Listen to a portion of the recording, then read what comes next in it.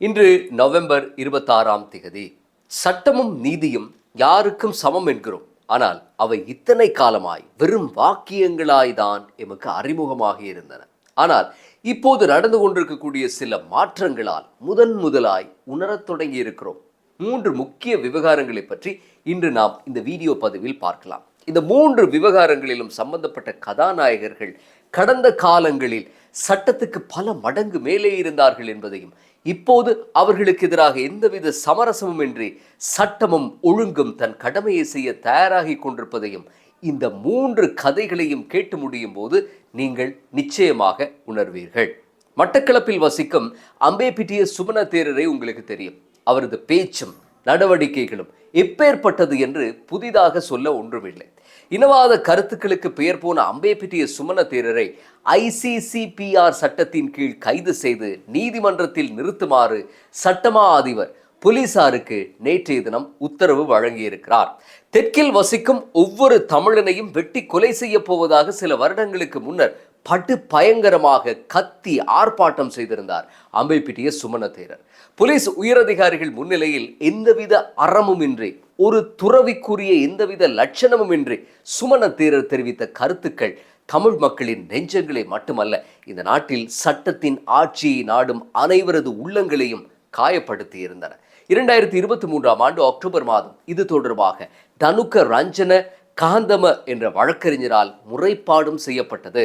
ஆனால் கடந்த 2 வருடங்களாய் எண்ணம் போல வாழ்க்கையை அமைத்து கொண்டு தன் வழக்கமான தடாலடிகளில் காலம் கடத்தி கொண்டிருந்தார் தேரர். இதுவே ஒரு சிறுபான்மை இனத்தவராய் இருந்தால் ICCPR சட்டம் இப்போதோ தன் கடமையை செய்திருக்கும் என்று சமூக வலைத்தளங்களில் பலத்த விமர்சனங்கள் முன்வைக்கப்பட்டிருந்தன. இதோ அம்பேபிட்டிய சுமண தேரரினுடைய ஃபைல் மேலே இழுந்து வந்திருக்கிறது. ICCPR என்ற சொல்லை நீங்கள் கேள்விப்பட்டிருப்பீர்கள்.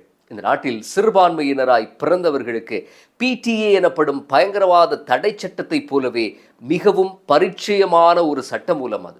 ICCPR அதாவது சிவில் மற்றும் அரசியல் உரிமைகள் மீதான சர்வதேச உடன்படிக்கை சட்டம். 1976 ஐக்கிய நாடுகள் சபையின் மனித உரிமை ஆணையத்தால் அறிமுகப்படுத்தப்பட்ட இந்த சட்டமானது 2007 56 இலக்க சட்டமாக இலங்கையில் அறிமுகப்படுத்தப்பட்டது. இன மத ரீதியிலான விருப்பு பேச்சுக்களை தடுத்து சமூகங்களுக்கிடையே நல்லிணக்கத்தையும் இனங்களுக்கிடையே ஐக்கியத்தையும் பேணுவதுதான் இந்த சட்டத்தின் அடிப்படை. அதாவது பல்லின பல்மத பல்கலாச்சார சூழலில் வாழும் ஒரு தேசத்தின் அனைத்து பிரஜைகளும் ஒருவருக்கொருவர் அன்பு, புரிந்துணர்வு, கண்ணியத்துடன் வாழ்வதை உறுதி செய்வதுதான் இந்த சட்டம் அறிமுகப்படுத்தப்பட்டதனுடைய ஆதார காரணம். இந்த சட்டத்தினுடைய பிரிவு 3(1) மிகவும் சக்தி வாய்ந்த ஒன்று. வெறுப்பு பேச்சுக்கு எதிரான மிக காத்திரமான வசனங்களை கொண்டிருக்கிறது. சுருக்கமாக நான் உங்களுக்கு இதை சொன்னால், இன ரீதியாகவோ மத ரீதியாகவோ விருப்புணர்வை தூண்டும் வகையில் பேச்சாலோ எழுத்தாலோ செய்கையாலோ செயல்படுவது ஒரு பாரதூரமான குற்றம் என்று இந்த சட்டப்பிரிவு சொல்கிறது. இந்த சட்டப்பிரிவின் கீழ் யாராவது கைதானால் அது மாவட்ட நீதிமன்றங்களால் பிணை வழங்க முடியாத குற்றம். அதாவது உயர் நீதிமன்றத்தால் மட்டுமே பிணை வழங்க முடியும். மேலும் அவ்வாறு கைது செய்யப்பட்ட ஒருவர் தம் வழக்கு முடியும் வரை சிறையில் தான் வாட வேண்டும். ஆனால் இந்த ஐநா சபை சட்டப்பிரிவின் 3(1) இலங்கையில் நடைமுறைப்படுத்தப்பட்ட விதமானது இரத்த கண்ணீரை வரவழைக்கும் ரகம். இதுவரை இந்த சட்டமானது 99% சிறுபான்மை இனத்தவர்களுக்கு எதிராகவும் மாற்று கருத்துக்களை முன்வைத்த பெரும்பான்மை சமூக செயற்பாட்டாளர்கள் மற்றும் எழுத்தாளர்களுக்கு எதிராகவுமே பிரயோகிக்கப்பட்டுள்ளது. இன்று வெறுப்பு பிரச்சாரத்தால் இந்த நாட்டுக்கு தீ வைத்த முன்னோடிகளில் ஒருவரான அம்பேபிட்டிய சுமண தேரருக்கு எதிராக முதல் முறையாக இந்த சட்டம் பிரயோகிக்கப்பட இருக்கிறது. வெறுமனே சட்டம் எல்லோருக்கும் பொதுவானது என்று ஏட்டில் எழுதி வைப்பதால் எந்த நம்பிக்கையையும் கட்டமைக்க முடியாது. சட்டம் எல்லோருக்கும் சமம் என்று சொல்லப்படுவதை இப்படியான செயல்முறைகளால் தான் காட்ட வேண்டும். சரி, அம்பேபிட்டிய சுமண தேரர் விவகாரம் இப்படி இருக்க மற்றொரு முக்கியமான விடயத்தை பார்க்கலாம். இலங்கையில் 24வது கடற்படை தளபதி நிஷாந்த உலுகேதென்ன கைது செய்யப்பட்டு சில மாதங்கள் சிறையில் இருந்தது நமக்கு தெரியும். அரசு நாட்டுக்கு கீர்த்தியையும் புகழையும் ஈட்டி தந்த இராணுவத்தை தமிழ் டயஸ்போராவினுடைய விருப்பத்தின் பேரில் வேட்டையாடுகிறது என்று சிங்கள கடும் போக்காளர்கள் கடந்த காலங்களில் ஒரு விஷம பிரச்சாரத்தை கொண்டு சென்றிருந்தார்கள். நிஷாந்த உலுகேதென்னவின் புகைப்படம் தாங்கிய சுவரொட்டிகள் பிரதான நகரங்களில் மக்கள் கூடும் இடங்களில் ஒட்டப்பட்டு இராணுவத்தை பாதுகாப்போம் என்று கதை வசனம் எழுதப்பட்டிருந்தது. ஆனால் இந்த டயஸ்போராவின் அபிலாஷைகளின்படி இந்த அரசு செயற்படுகிறது என்று சேருவாறு இறைக்கப்பட்டதோ இன்று அதே டயஸ்போரா ஜேவிபி செயலாளர் டெல்வின் சில்வாவினுடைய லண்டன் பயணத்துக்கு கருப்பு கொடி ஏந்தி நிற்கிறது. ஆக பொய்யின் ஆயுட்காலம் குறுகியது என்று நிரூபணமானது. இதேவேளை நிஷாந்த உலுகேதன்ன மீதான சிஐடி விசாரணைகள் மற்றொரு பரிமாணத்தை எட்டியிருப்பதாகவும் சரித்திரத்தில் முதல் தடவையாக முன்னாள் கடற்படை தளபதி உலுகேதன்னவின் கடத்தல் விவகாரங்கள் தொடர்பாக 2 பெண் கடற்படை அதிகாரிகளும் கைது செய்யப்பட்டு விளக்கமறியலில் வைக்கப்பட்டிருப்பதாகவும் செய்திகள் தெரிவிக்கின்றன. இந்த பரபரப்பான கைதுகளுக்கு காரணமான குற்றச்சாட்டுகள் தொடர்பாக 2 பெண் அதிகாரிகளும் தம் எதிர்ப்பையும் மறுப்பையும் தெரிவித்திருக்கும் நிலையில் சிஐடியோ தாம் சரியான புலன் விசாரணைகளின் பிறகு இவர்களை கைது செய்ததாக புல்கஹவல நீதிமன்றத்தில் தெரிவித்திருக்கிறது. பிணை கொடுப்பதற்கான அதிகாரம் நீதிபதிக்கு ரொம்பவே மட்டுப்படுத்தப்பட்டிருக்கும் இந்த விவகாரத்தில் இப்போது இந்த 2 பெண் அதிகாரிகளையும் சேர்த்து மொத்தம் 14 சந்தேக நபர்கள் சிறை கூண்டில் அடைக்கப்பட்டிருக்கிறார்கள். இவர்களுடைய கைதின் சுருக்கமான பின்னணி என்ன தெரியுமா? பொத்துஹர என்ற இடத்தில் சாந்த சமரவீர என்பவரை கடத்திய குற்றச்சாட்டில் கைது செய்யப்பட்டிருந்தார் நிஷாந்த உலுகேதன்ன. 37 வருட சேவை அனுபவத்துடன் கடற்படை தளபதி வரை உயர்ந்த உலுகேதன்னவினுடைய விதியும் இந்த அரசால் தான் தீர்மானிக்கப்பட இருக்கிறது.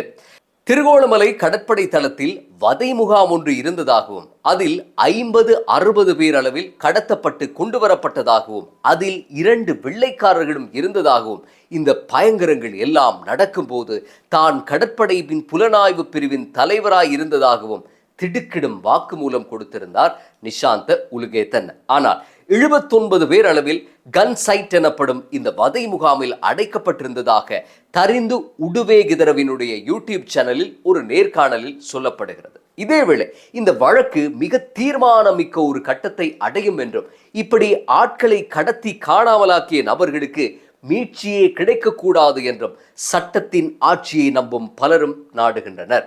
ஆனால் இங்கே உள்ள சிக்கல் என்னவென்றால் போலியான தேசாபிமான கோஷங்களால் இதையெல்லாம் குழப்பியடிக்க ஒரு கூட்டம் தயாராகி கொண்டிருப்பதுதான்.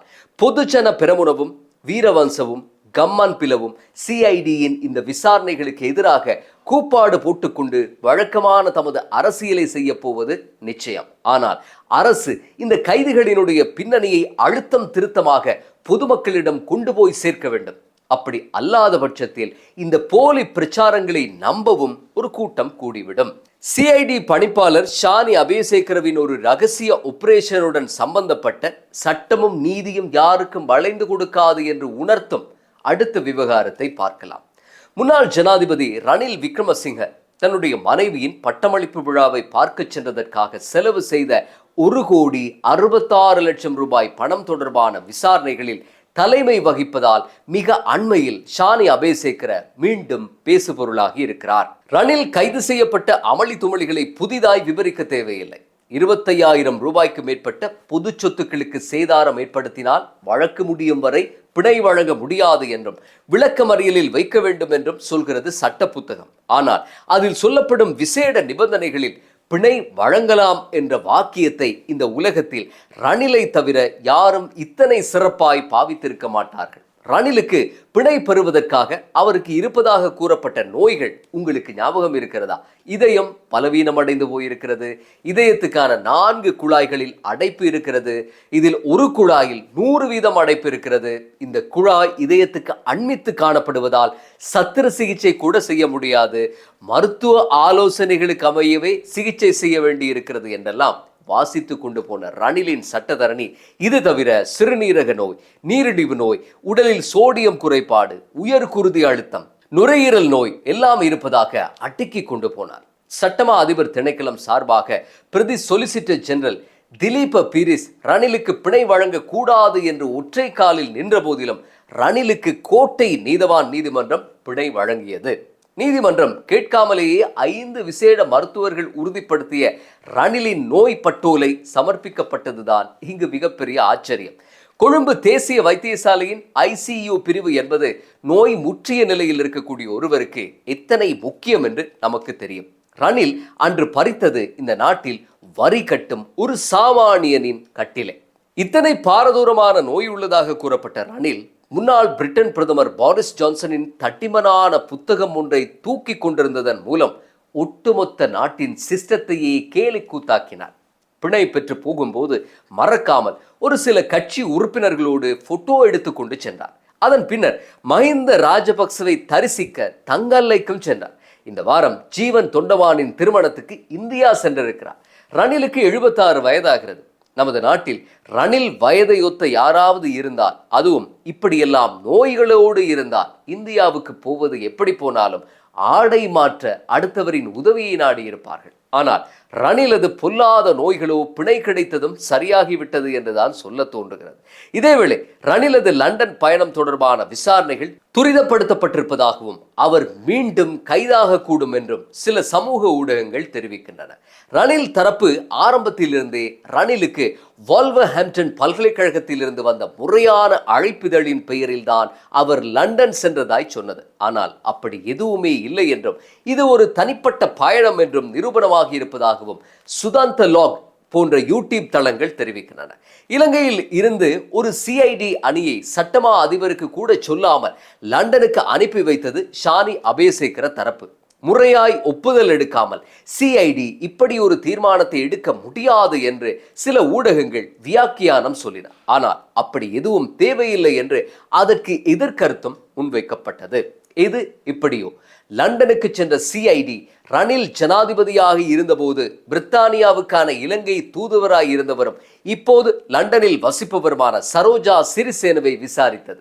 உண்மையில் இது ஒரு பல்கலைக்கழக அழைப்பிதழா? இந்த அழைப்பிதழ் பற்றி தூதரகம் எதையெல்லாம் தெரிந்து வைத்திருந்தது? அழைப்பிதழினுடைய உண்மைத்தன்மை பற்றி தூதரகம் பரிசீலித்ததா? இது உத்தியோகபூர்வ பயணம் என்ற பெயரில் நடந்த தனிப்பட்ட பயணமா?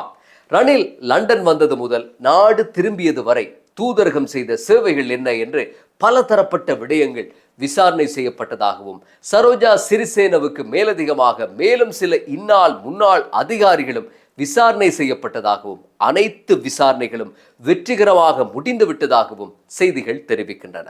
உண்மையில் சிஐடி அணி ஒன்று லண்டன் போய் இப்படி ஒரு விசாரணை நடத்த இருந்த விவகாரம் பற்றி ரணிலின் சட்டத்தரணிகள் கூட அறிந்திருக்கவில்லை என்றும், அவர்கள் சட்டமா அதிபர் திணைக்களத்தை தொடர்பு கொண்டு விசாரித்த போது சிஐடி லண்டனில் உட்கார்ந்து கொண்டு விசாரணை நடத்தி கொண்டிருப்பதாகவும், இது ஷானி அபேசேகரவின் மிகச் சாமர்த்தியமான காய் நகர்த்தல் என்றும் மேலும் செய்திகள் தெரிவிக்கின்றன. இனிதான் ரணிலுக்கு புது பிரச்சனை வரப்போகிறது. ரணில் கைது செய்யப்பட்டது என்னவோ பொது சொத்தை துஷ்பிரயோகம் செய்தார் என்ற காரணத்துக்காக. ஆனால் அழைப்பிதழே போலி என்றால் போலி ஆவணம் தயாரித்தல் என்று மேலும் ஒரு கிடுக்குப்பிடி வழக்கு கழுத்தை சுற்றி கொள்ளும் என்றுதான் எதிர்பார்க்கப்படுகிறது. அம்பே பிட்டிய சுமண தேரர், நிஷாந்த உலுகேதன்ன வரிசையில் ரணிலுக்கும் என்ன நடக்கப் போகிறது என்று பொறுத்திருந்து பார்ப்போம். மீண்டும் அடுத்த பதிவில் சந்திக்கலாம். நன்றி.